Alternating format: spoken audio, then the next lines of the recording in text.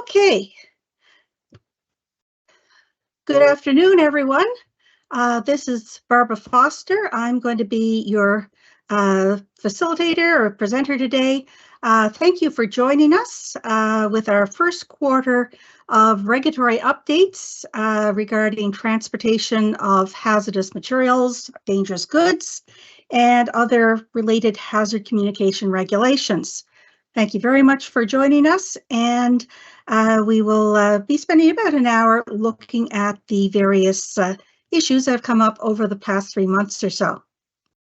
For those of you who aren't familiar with our company, ICC, we are a private company. We deal with supplies and services for transport of dangerous goods, hazmat labeling, placarding, packaging.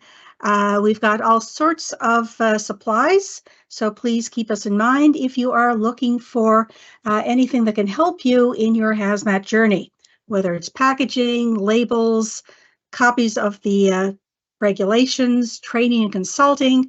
And if we don't have it in stock, we can likely find it for you. So again, please just keep us in mind at www.thecompliancecenter.com. A little bit about myself. I am what's called a regulatory specialist here at ICC. I have passed my 35th anniversary with the company, mostly working with transport of hazardous materials or dangerous goods. Again, if you're American, they're hazardous materials. In Canada, they are called dangerous goods. And also with the regulations on hazard communication, such as OSHA in the United States, WMIS in Canada, and the consumer regulations as well. OSHA and WMIS are primarily aimed at the workplace, but they're also consumer product hazardous labeling requirements as well. In this presentation, we're using the Teams webinar format, and we've got a fairly large group. I see we've got over 100 people logged in already. So if you want to ask a question, what you want to do is use, you can see at the control panel at the top, there should be a button called Q&A, which has this little question mark on it. And if you click on that, you will get a box come up where you can type in your question. It will go to our lovely moderators, and they will, if they can give you a quick answer, they'll do it right away. Otherwise, if they can't answer it immediately, it'll be put in queue for the end of the presentation. So just hang on till the end of the presentation, and I'll go through all the ones that haven't been answered and see if I can give you a little bit more insight into those questions as we go along. So if you don't get an answer right away in the Q&A box, then just wait and we'll just discuss them among the group at the end of the presentation. So what we're going to look at today is number one, for transportation of hazardous materials, the U.S. Department of Transportation and the Pipelines and Hazardous Materials Safety Administration. They've got a few updates you want to take a look at. Also, the U.S. Postal Service has an update that came out recently. We'll take a quick look at that. Then move on to Canada for transportation of dangerous goods and the international regulations. We are kind of in a quiet time. There's a little bit going on internationally. And we'll end up taking a look at HAZCOM for OSHA, WMIS under Health Canada, and anything related in that area. And then just a little reminder that the Emergency Response Guide is due a new one this year for 2024. It's updated once every 4 years, so just a little bit of a blurb about what we expect to see with the Emergency Response Guide. So, number one, we have the DOT, and under the DOT, the Pipelines and Hazardous Materials Safety Administration, or PHMSA. Last fall, PHMSA came out with this chart. I have modified it a little bit. About work in progress. So we've started off with here what we've got is some things which have been over the past 6 months or so have been completed, including one that just came out on the 4th of March. So we've had the suspension of the previous rule on bulk tankers for liquefied natural gas. That came out in September last year. What I'm going to talk about a little bit more is the revisions, the updates to the fines for violations, and HM 219D, which is addresses a number of topics. There were basically 18 minor petitions that they all put together into one final rule. Some that they are working towards the final rule. International harmonization 215Q still on the go. The last news was they had the notice of proposed rulemaking put out last year in May. Hopefully they will have the final rule out soon. ASME updates, the American Society of Mechanical Engineers standards being incorporated. They've been working on that for a long time. Maybe they'll get it finished. Another harmonization one is with the International Agency, or International Atomic Energy Agency regulations. So that again, they want 49 CFR to be harmonized with that, and that was put out for discussion in the notice of proposed rulemaking back in September. Then we've got some others that have come out with notices of proposed rulemaking. One, of course, which is was inspired by the East Palestine train derailment, is the requirement for real-time train consists, and that has been was put out in late June last year.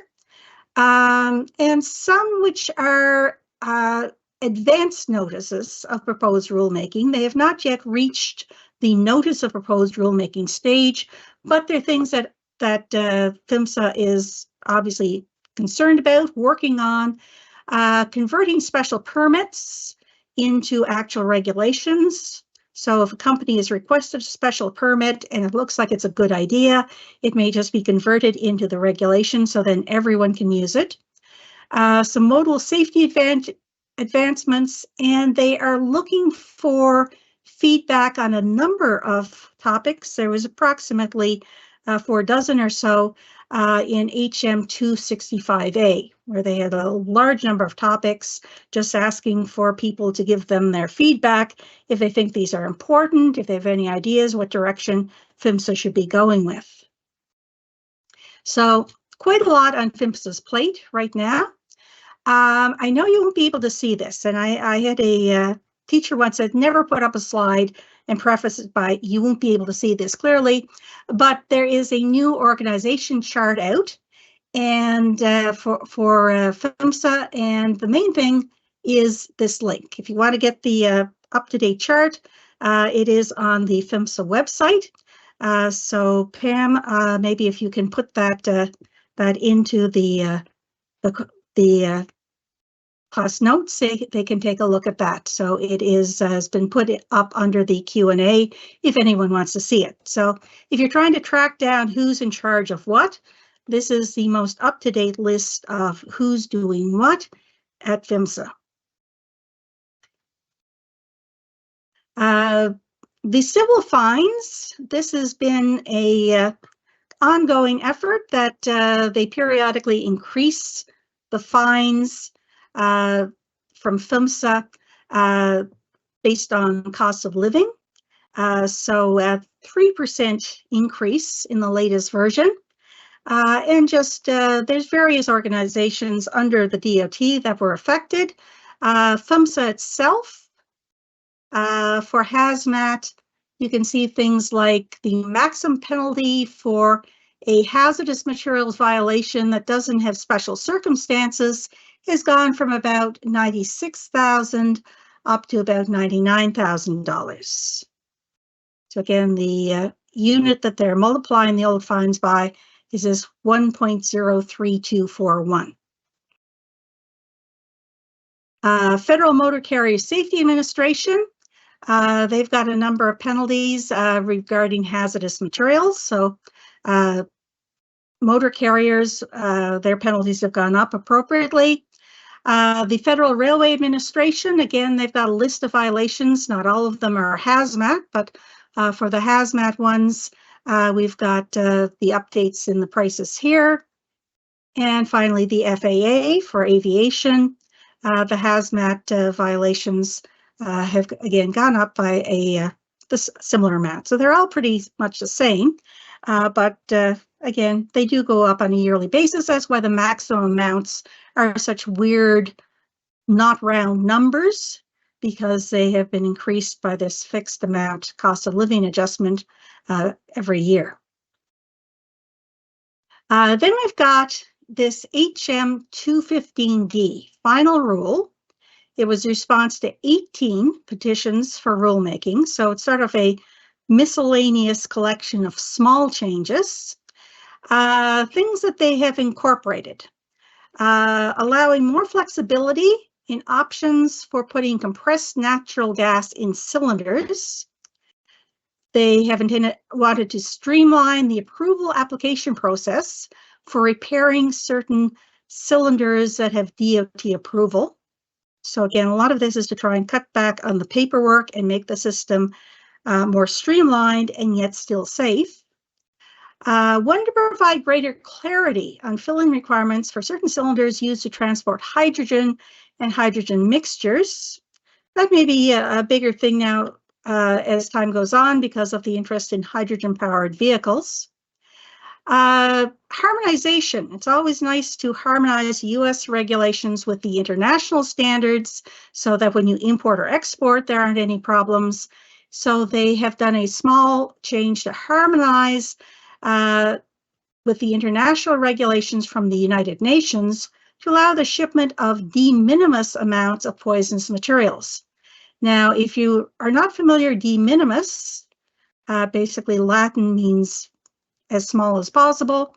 If you can have very, very tiny amounts that could not really in any logical way hurt people, you may be able to ship it as if it is essentially non-regulated. So there were some restrictions on poisons that they have removed to allow them to be more easily shipped as de minimis. So if you've got tiny amounts of poisonous materials, this is good news. One, to provide greater clarity regarding the markings of cylinder specifications.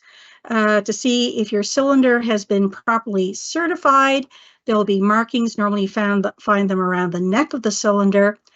So they've provided greater clarity on what these markings should be like. If you ship equipment that have lithium button cells installed, for example, a key fob for opening a car, they've come up with a simplification for the markings of these things when they're installed in equipment. Improved hazard communication for certain gas mixtures. Updating certain referenced Institute of Makers of Explosives, or IME documents. Again, if they say, well, something has to meet this IME standard, they have to make sure that it is up to date and referencing the most current standard. An interesting one, how do you define a liquid? You know, you have solids, you have liquids, but there is a gradient between them where you have things like sludges, or clays or gels, and they have decided to incorporate into the current definition another definition from the European regulations, which involves using a device called a penetrometer. So if it's been classified as a liquid using this test in Europe, it could also be considered a liquid in the United States, or a solid. And then incorporation by reference, again, of some compressed gas association publications listed here. I won't go through all of them, but they have just been updated in the regulations to reference the most recent publications of these standards. They are doing a request for information. So they have a advance notice of proposed rulemaking. They're looking for information from stakeholders on streamlining paperwork requirements and other tedious things for manufacturers of motor cargo tanks, such as tank trucks, from makers and testers of cylinders for compressed products, and shippers of energetic materials. Again, those would normally be explosives. So if you're in those areas, you may want to check this out. PHMSA is looking for your feedback on what they need to do. And just keep your eye on that because that will probably work into some rulemaking down the road. Now, the post office.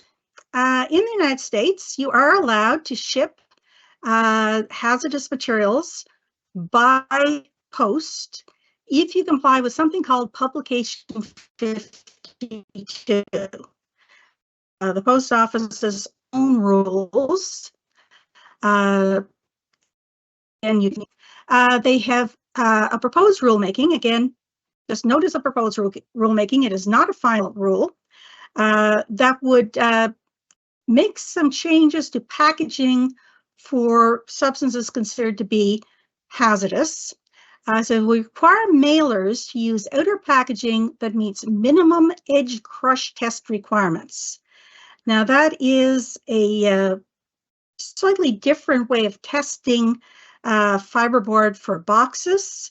It's a little bit different. It's not really referenced in the UN recommendation or UN specification for dangerous goods type packaging, but it is a standard, and this would be something that they want to see. You can normally, if you're purchasing boxes, just ask them about the ECT, edge crush test levels, and they can tell you. They mentioned that lithium batteries that are low powered and they are being shipped installed in equipment. So something like a cell phone or again, I mentioned the little fobs for opening cars, or maybe even a laptop. But if you're shipping equipment with installed lithium batteries, and if you look at the section on shipping lithium batteries, they do mention in certain circumstances when you have equipment with low-powered lithium batteries installed, and it's only when they're installed, not if they're separate from the equipment. But if they are in the equipment and they meet certain requirements, they don't have to have a lithium battery mark on them. That's the red square with the burning batteries inside.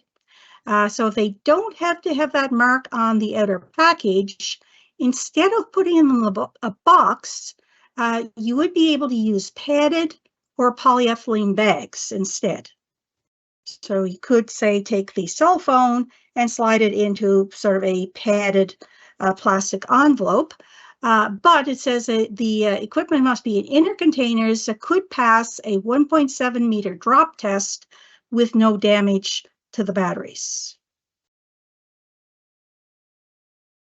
So that will give a little bit more flexibility for people who want to mail equipment and don't want to use boxes. They want to use something like a padded envelope.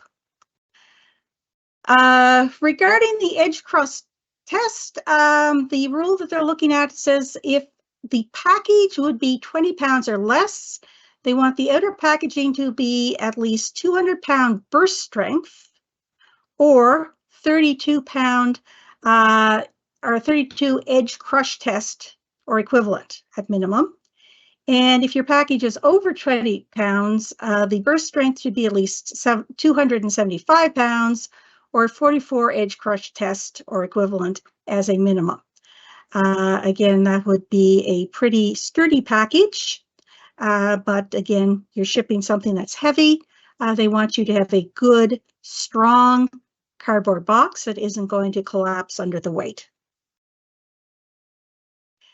They also mention these rules applying to what they call non-regulated toxic materials, such as pesticides, insecticides, herbicides, and irritating material.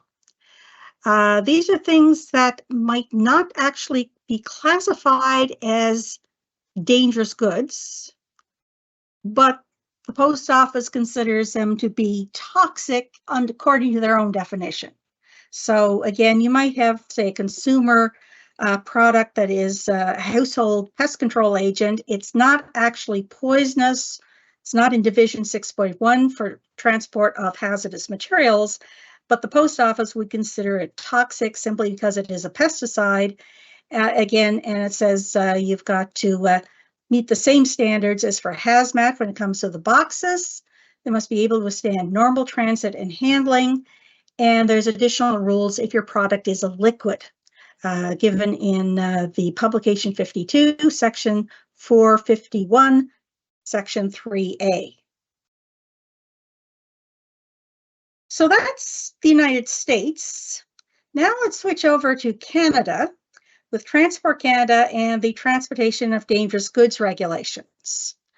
Again, there's been a reorganization of Transport Canada. There's a new minister has been in from last year, Pablo Rodriguez, and this is the current set out at the Dangerous Goods Directorate. I do find it a little concerning that regulatory framework and international engagement is now vacant. Canada does have to keep on track with what's going on internationally, so hopefully that will be filled sometime soon. Just like the DOT, Transport Canada has decided to work on upgrading its penalties, although they do not have anywhere near the regularity with which they do this. So it's not like they have an annual update based on cost of living. Now, in Canada, for the TDG section, there are maximums laid out in the Transportation of Dangerous Goods Act.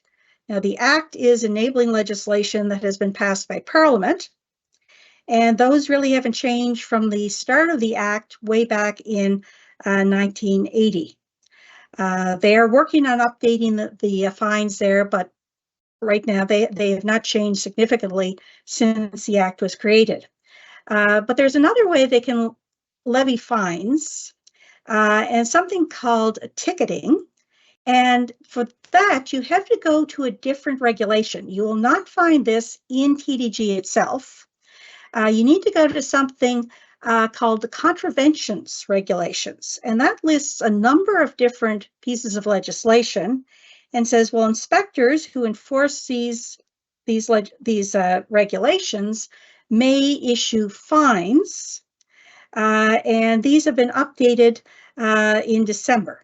So there was a final rule, they call it Canada Gazette 2 publication, that updated the fines.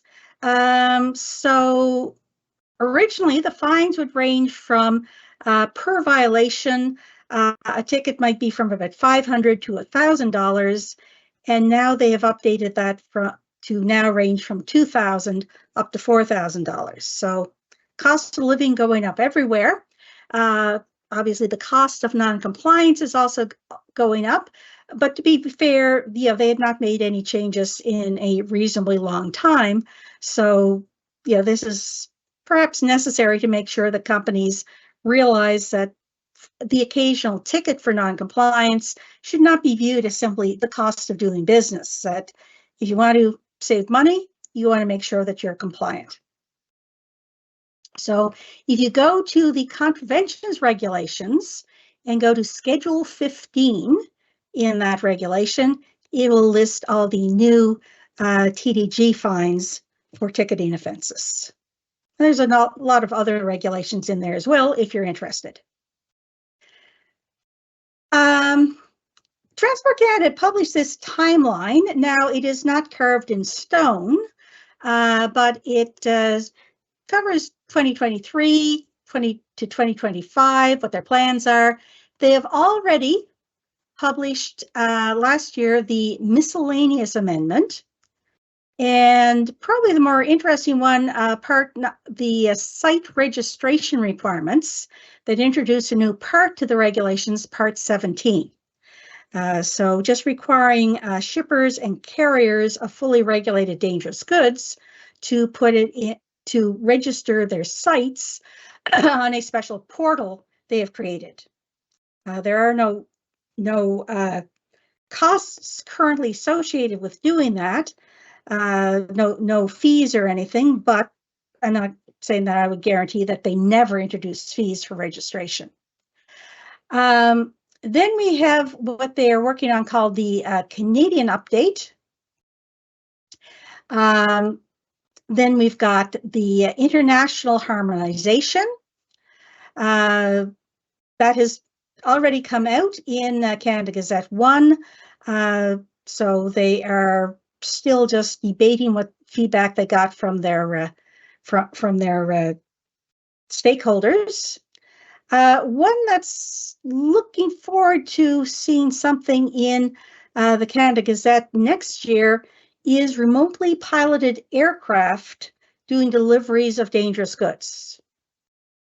That's an interesting topic. I'm not sure how many companies are going to get involved in it, but they are looking at various places being able to send supplies in, say if it's a remote site that needs to get, say, lithium batteries or fuel supplies or first aid supplies in, they could use drones to take it. So that is undergoing development.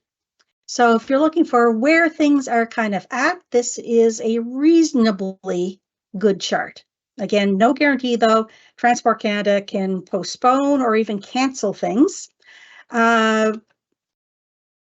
So the Canadian update that they mentioned, this is a proposed amendment. It's not finalized. It was put in Canada Gazette 1 in December last year. The comment period has ended, but if you have any really important comments that you want to send to Transport Canada, they will receive them. Now, if they've already made changes to what they're going to publish, it's all ready to go out the door, they may not be able to address them, but it never hurts. They will look at them, and if they can address them before the final version is done, they'll try to do so. So it's always good to get your comments in before the comment period, but it is not like they slam the door after that comment period is over. Some things addressed in this, they spent some time with rail, dealing with the concept of putting buffer cars in between different types of dangerous goods. Also, Canada has an exemption for a special case for ammonia gas in bulk containers being used for agricultural purposes.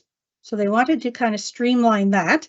Again, if you're a farmer, this may be relevant. If you're not in agriculture, it's not terribly significant. They wanted to revise the regulations to better align with the packaging and transport of nuclear substances regulations.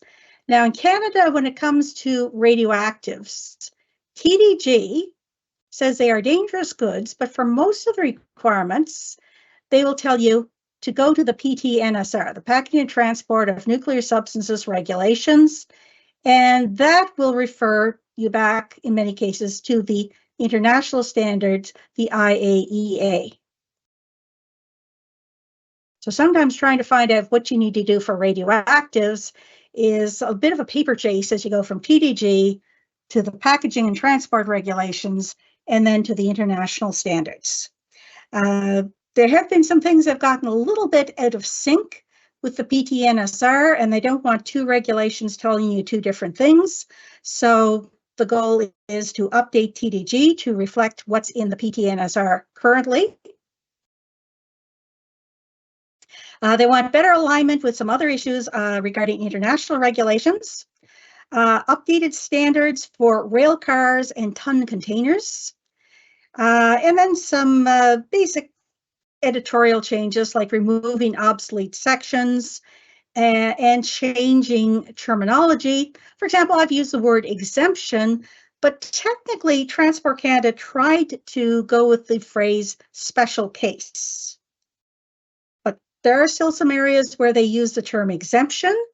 For example, section 1.15 is called the 150 kilogram exemption, and they want to go through and wherever it says exemption, replace that with the word special case as applicable. Some other areas of interest, allowing the one-time transport of unclassified radioactive wastes for further analysis and testing. So if you had, say, a radioactive spill or waste generated from something, you could send a sample to a lab to actually get it characterized, and this would allow you to do it without already having a classification, because otherwise it's a chicken and the egg situation. You can't ship it till it's been tested, and you can't get it tested until you can ship it to the lab. Light bulbs. Light bulbs, particularly things like fluorescent lights, have been a bit of a problem. So they are trying to harmonize what it says in the Canadian regs with the international standards for bulbs which would be classified technically as dangerous. For example, they may contain dangerous components like mercury, but to allow them to be collected and disposed of more easily. It's more environmentally friendly if we can do that. The UN has created new rules for what they call unpackaged articles. So something containing dangerous goods, but it's not actually in a package. For example, a piece of equipment. They want to update the rules for that. One that I guess I've had a lot of questions about it. In TDG, it does say that you're allowed voluntary display of class placards. But sometimes class placards need to have UN numbers on them, sometimes they don't. And apparently they realized that they said, okay, you can display the class placards even when you don't have to, as long as they accurately reflect what's on board the vehicle. But they didn't extend that to the UN numbers. So theoretically, it would be a violation if you put a UN number up on a placard, even if it was for the material that's inside the vehicle, but if it just didn't meet the definition of when you needed the UN number. So in the interest of allowing people a little bit more flexibility, they say you may display the UN number, even if it's not mandatory that you have to, as long as it accurately reflects what's on board the vehicle. They're making some clarifications and making things a little bit more rational when it comes to the residue last contained notation on documents, and allowing the shipment of drums and IBCs with residues. So some changes on how that would be done. And one thing is, normally they don't allow you to ship cylinders of compressed gas with the valves open for obvious reasons, but there is technology now where you can ship live fish in sort of great big water tanks, but to keep them from suffocating, you got to bubble oxygen through them. So this technology has been around for several years now, and Transport Canada just realizes that they have to put in something specifically that addresses that would be an authorized way. They don't have to give a permit for every time people do this. Now, one thing, if you go back to our list of developments, one thing that you may not see here is competency-based training. And that was something that a couple of years ago was all the big news. Transport Canada came up with this concept for improving training standards. Again, not really changing the idea that if you ship dangerous goods, you have to be trained and certified, but giving guidance and standards for employers to meet in order to say that someone actually is properly trained and is competent to be able to ship dangerous goods.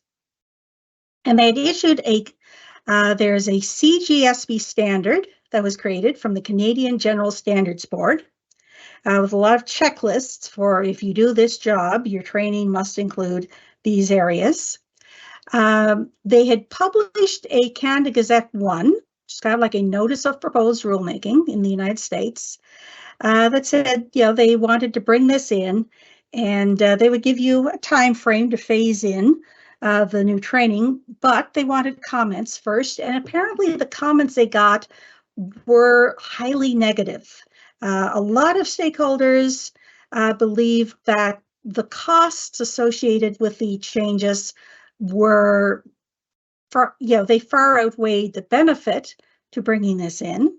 And Transport Canada decided that basically they are withdrawing the original Canada Gazette 1.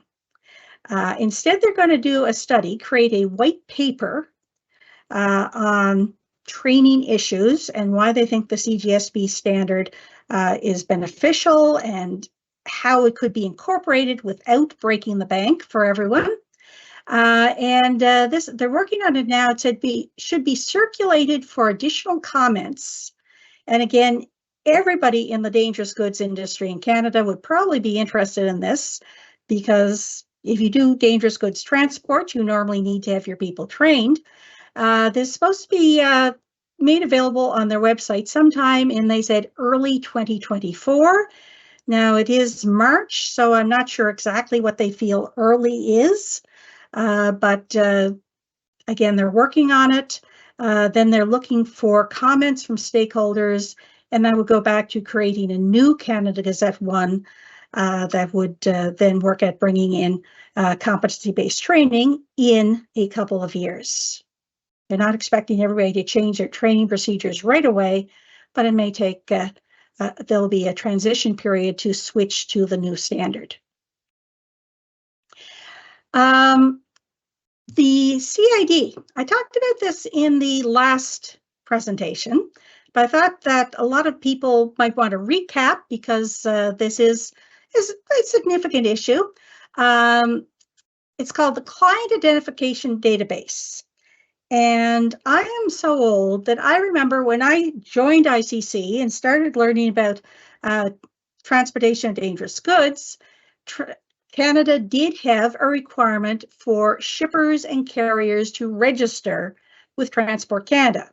At that time, it was you filled out a little form and mailed it, or the new wonder of the age was you could fax it to Transport Canada. But they dropped that many years ago.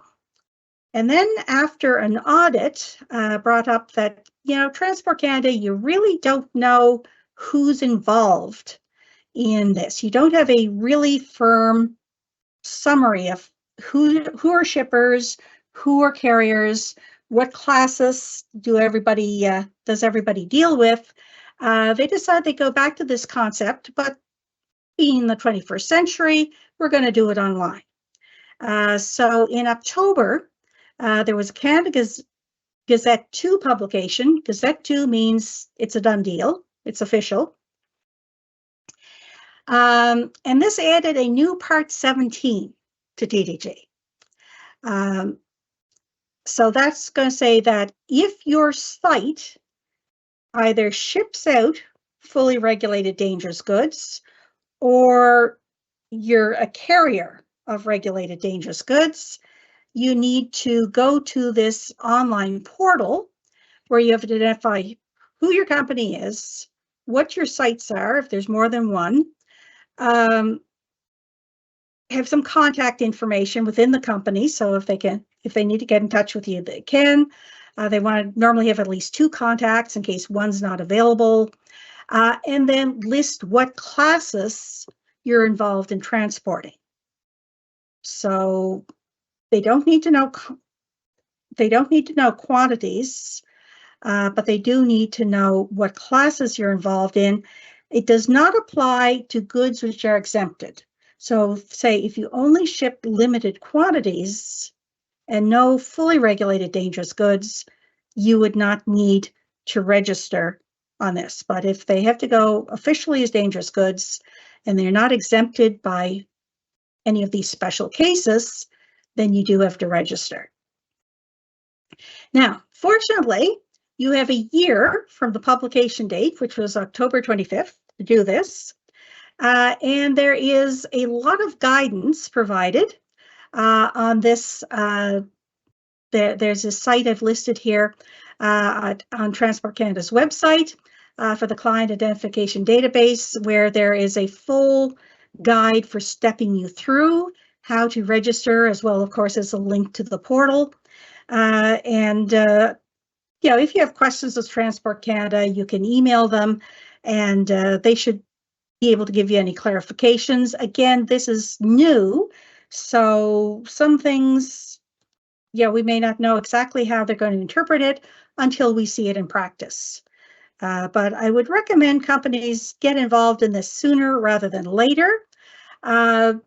Come October 25th this year, I don't think they're immediately going to start running around fining people, but they will start definitely strongly encouraging you to get your registrations done. So expect to have, if an inspector comes by and you can't show that you've registered, they're going to make it something that they're going to want to make sure that you get it done sooner rather than later. Okay, so international regulations. Well, we're about halfway through the UN 2-year cycle. So not much really exciting happens around this point. We're waiting till, September, October, November at the end of the year where we start to see the new regulations come out for the new 2-year UN biennium. But there have been some corrections made. Again, for those of you who ship by marine internationally, you may be familiar with the IMDG code. And the IMDG code, in some ways, can be a very annoying book because it does a lot of cross-references. So it says, we want you to do this, except subject, and then they'll list off 10 different other sections, subject to what they say. And it can be very frustrating. You have to go through, and there's 2 volumes of the book, so you're flipping back and forth. It can be rather frustrating. It's even difficult for them because they can change one section and then forget that there's another section that references that had to be changed or updated. So there's a list of editorial corrections that have been developed during the first year of the UN, of the IMDG code. So there's a list of what they call errata, which you can download on the website there. And if you're dealing with Europe, the European Rail Regulations in the EU, we have the ADR, and they have published a same sort of thing. They call it a corrigendum. And if you want to download that, if you're dealing a lot with the Europeans, you can download that and see what little typo corrections and things they've made there. Again, none of this would likely change the intent of the regulations, but could sometimes prevent a regulation from not making sense. And then when we get to the end of things, we have workplace and consumer labeling. In the United States, workplace labeling is covered, and safety data sheets is covered by the Occupational Safety and Health Administration. In Canada, the WHMIS regulations, Workplace Hazardous Materials Identification System, are covered by Health Canada, as well as the provincial governments. And OSHA has been promising us for at least a year that they will amend the American Hazard Communication Standard to match the globally harmonized system standard of revision 7. Now, Canada has already done this, and the idea was that Canada and the United States were supposed to do it together because we are major trading partners, and we don't want one country having significantly different rules than the other country. Except Canada went and made the changes on time, and for some reason, OSHA has been hanging around. So apparently last October, their updates were sent to the Office of Management and Budget Review, and I haven't heard anything back from them since. So again, it was supposed to take 90 to 120 days for publication. Okay, we're not terribly late, but it's still, they are taking longer than they intended, and I'm not sure whether there's some concerns about the regulations or it's just normal there's a bureaucratic queue, and OSHA has to wait till their turn to get the check mark from OMB to say they can go and publish. So thought maybe it'd be out in January, maybe be out in February, could be out this month. Hopefully it's out before June. Otherwise, eventually Canada and the United States are going to have some problems because there are some significant differences in certain areas of classification, and that could create problems with trade between Canada and the United States. Other business OSHA's at, not really so much related to hazard communication, but if you are in the United States, they're coming up with a new standard called emergency response to replace the existing standard for fire brigades. And they are requesting information regarding the hydrostatic pressure testing of portable fire extinguishers. So if you're in the fire control business, these might be things to keep an eye on. On the consumer side of things, Consumer Product Safety Commission has published a notice of proposed rulemaking regarding lithium batteries in consumer packagings. Now, these are not the transport packagings. These are the packagings you would see for sale in stores. There's a comment period due end of March. Now, this is not something I've seen in Canada, but in the United States, the Consumer Product Safety Commission, there have been reports of children swallowing lithium batteries, particularly these small little coin ones, the little flat round batteries, and they can actually be quite dangerous, and children have died from the chemicals inside the battery attacking the esophagus and digestive tract. So the CPSC came up with this symbol or this labeling design where there's text and also what I can only describe as the taunt your kids symbol, where what it's supposed to show, I mean, it looks like somebody is just teasing their kid, but it's supposed to show them keeping the package with the lithium batteries out of the reach of small children. The CPSC had advised that both of these should be put on packages. However, some small packages, there just isn't room. If you shrink it down small enough to fit, it's just not going to be big enough to be easily read. So the notice of proposed rulemaking is sort of say, well, you could go with text or the symbol if your package is under certain sizes. So if you sell lithium batteries or devices with lithium batteries to consumers in the United States, this is something to keep an eye on. And they are looking for comments, but it is in response to industry saying that this whole label is a little bit big for some of the smaller packages. And then we've got the emergency response guidebook.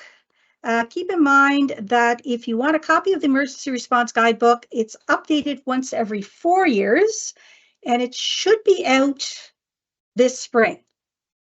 So we haven't seen it yet, but ICC will be selling it as a hard copy.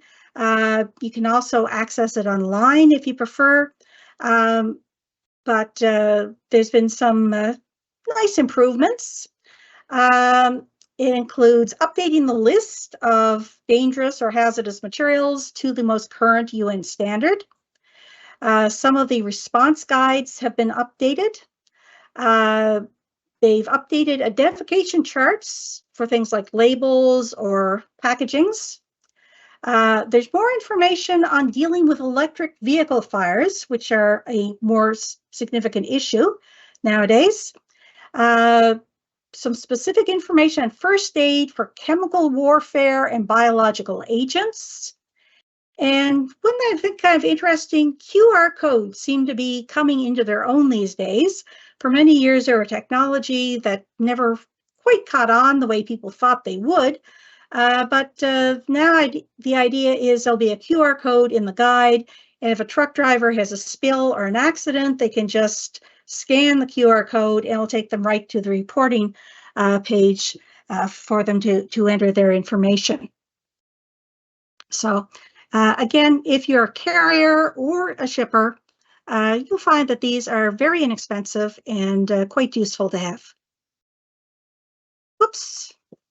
Okay, so questions. Let's take a look at what we had published in the question and answer section. Okay, so we've got some, just those are the links. Here we've got a question that says, do you know if we need to register a site if they ship under a special provision for Canada TDGR?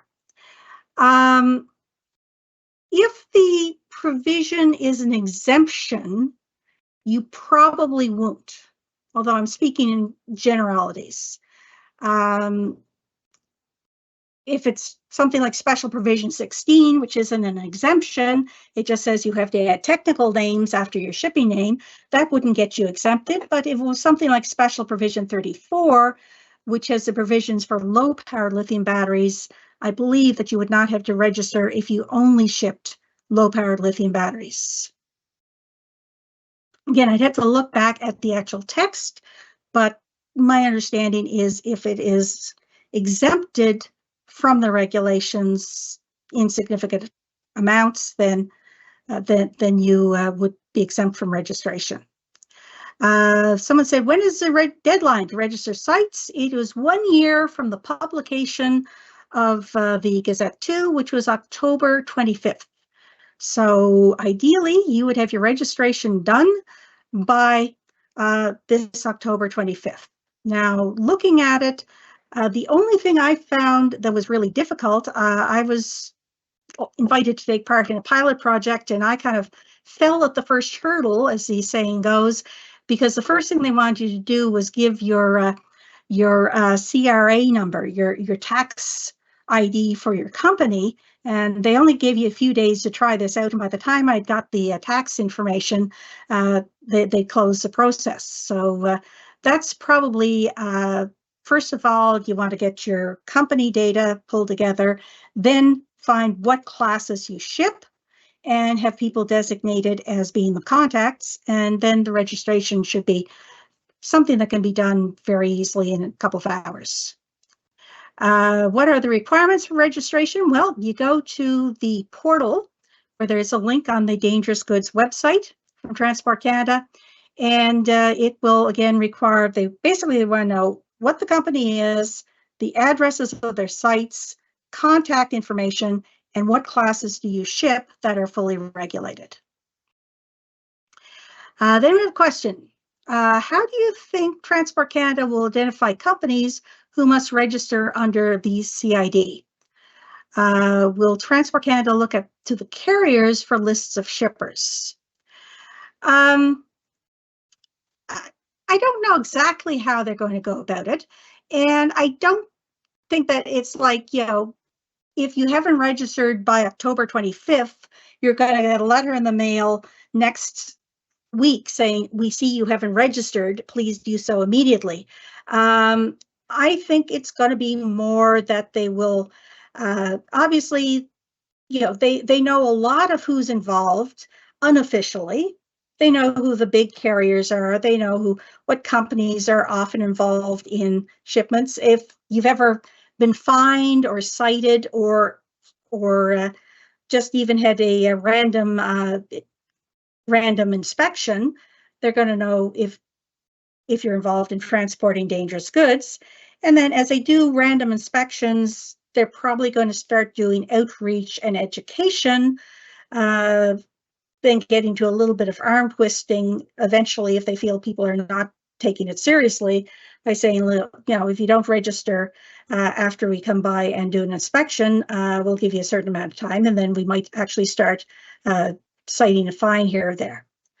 But how they'll know, again, the question is, how do they know who hasn't registered if they don't have a list of who's involved? And I think they're going to, my own feeling is they're going to rely on who they know that's in the business, how they select companies for random inspections in the first place, and just go from there.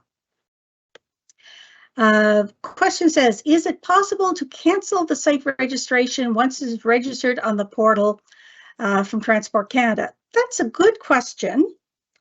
Let's say a company had one product that was dangerous goods that required registration, and then they stopped carrying that. I haven't seen anything in the education information from Transport Canada that addressed that question, but probably there should be some mechanism for ending a registration if it's no longer applicable. Or if, say, there had been some terrible mistake done in it, some way of correcting it. Probably in the short run, it might be just contact Transport Canada and say, look, there's a mistake here, or there's an issue. Can you help us change that? But there should be a mechanism to either end a company's involvement in transport dangerous goods or correct mistakes. And you are supposed to re-register once a year, so perhaps it would just be a matter of when your registration comes up again the next year, instead of hitting buttons that says, yep, we're still doing this, you just do not re-register. And if they have any concerns, they might send you a email saying, we notice you didn't up your registration, and you might then say, well, because we're no longer in that line of business. So can't say for sure how they're going to do it, but I'm pretty sure it makes sense that there be some sort of mechanism that would allow you to do that.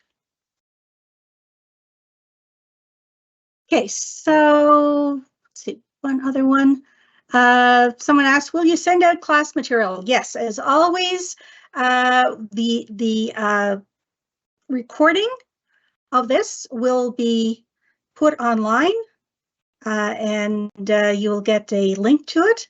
And if you want to review it or have any of your colleagues take a look at it, please feel free to do so. Other than that, to end our session, just a reminder, if you need to get in touch with us here at ICC, we have our two central hubs. The 888-442-9628 is the American hub. 888-977-4834 is the Canadian one. If you want to get in touch with me or anyone at ICC, you can go through these hubs. Our website is www.thecompliancecenter.com, and my email is barbara.foster@thecompliancecenter.com. It is the American spelling of center, so please use CENTER, not RE. As Barbara Streisand once said, I don't care how you spell my name as long as you spell it wrong.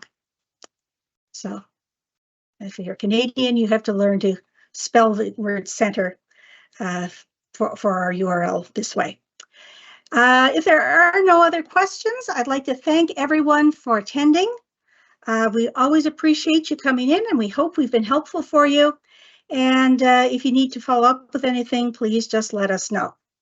So have a good afternoon, and thank you very much for joining us, and watch us for our second quarter, which will be, I believe, in the end of June. So that will be, again, available as a free presentation if you would like to join us. So thank you, and have a good afternoon.